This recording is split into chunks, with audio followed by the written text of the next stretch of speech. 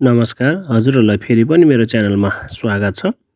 आज हामीले mutton तासको recipe लिएर आएका छौँ। यसलाई सजिलै हामीले घरमा होटल तथा रेस्टुरेन्टकै स्वादमा बनाउन सकिन्छ। यसलाई बनाउन एकदम सहज छ। आउनुहोस् मिलेर सुरु गरौँ।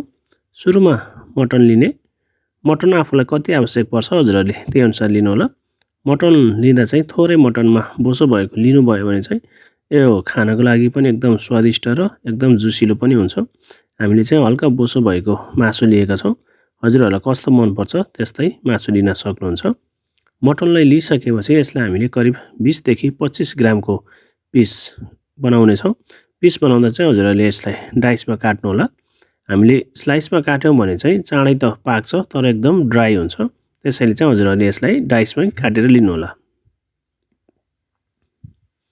हामीले मटनको पिस यत्रो बनाएर लिएका छौँ, हजुरहरूले देख्न सक्नुहुन्छ। हजुरहरूले पनि यत्रै बनाएर काट्नुहोला। अब बाँकी रहेको सबै मटनलाई यसरी नै काट्ने।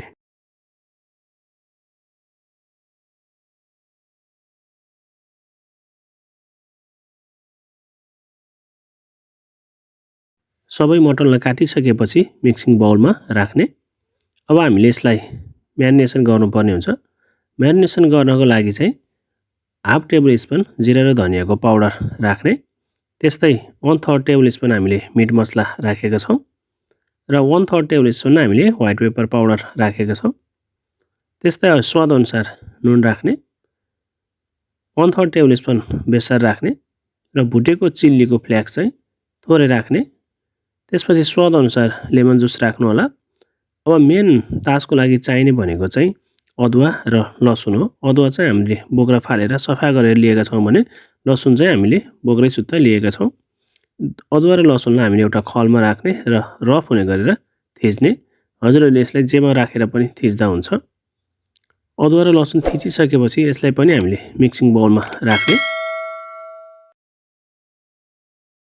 अब हजुरहरूले यसमा स्वादअनुसार खुर्सानी पाउडर राख्न सक्नुहुन्छ।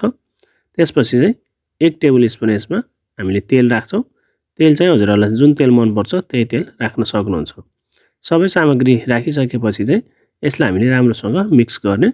करिब हामीले हल्का हातले 10 देखि 12 मिनट चाहिँ यसलाई राम्रोसँग मिक्स गर्नुपर्ने हुन्छ। मिक्स गरिसकेपछि चाहिँ यसलाई हामीले छोपेर राख्छौँ। यदि हजुरहरूसँग फुर्सद छ भने चाहिँ यसलाई करिब 1 घन्टा जति छोपेर राख्नु होला म्यारिनेसन गरेर। र त्यति धेरै टाइम छैन भने करिब 20 मिनट जति यसलाई हामीले म्यारिनेसन गरेर राख्छौँ। अब एउटा प्यान हिट गर्ने।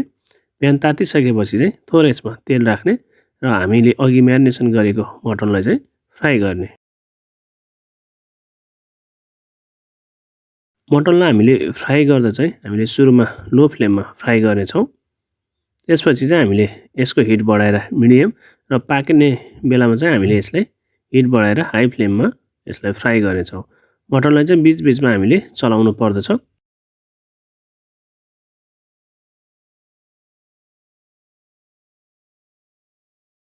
हामीले अदुवा र लसुनलाई चाहिँ हामीले रफ थिचेका थियौँ। यसको चाहिँ टुक्राहरू हुन्छ। यसको टुक्रा चाहिँ हल्का गोल्डन ब्राउन कलर आउन थालिसकेपछि चाहिँ हामीले सुरुमा मटनलाई एउटा साइडमा लगाउनेछौँ र अदुवा र लसुनलाई चाहिँ एउटा साइडमा लगाउनेछौँ। हजुरहरूले देख्न सक्नुहुन्छ। हामीले यसरी छुट्टै छुट्टै साइडमा लगाएका छौँ। अदुवा र लसुनलाई चाहिँ हामीले छेउमा राख्ने र मटनलाई चाहिँ फेरि हामीले बिचमा राखेर गोल्डन ब्राउन कलर आउने गरेर फेरि यसलाई फ्राई गर्ने। मटन चाहिँ एकदम जुसिलो हुने गरेर भित्र एकदम सफ्ट हुने गरेर राम्रोसँग पाक्ने गरेर चाहिँ हामीले यसलाई फ्राई गर्नुपर्छ। हजुरहरूले देख्न सक्नुहुन्छ मटन एकदम राम्रोसँग फ्राई भइसकेको छ। अब चाहिँ यसलाई निकाल्ने र आफूलाई मनपर्ने खाजा सेट बनाएर खान सक्नुहुनेछ। चिउरा, फुरनदाना, भुजा हजुरहरूलाई जे मनपर्छ साइडमा त्यो राख्न सक्नुहुन्छ। अचार, सलाद राख्न सक्नुहुन्छ, पापड राख्न सक्नुहुन्छ।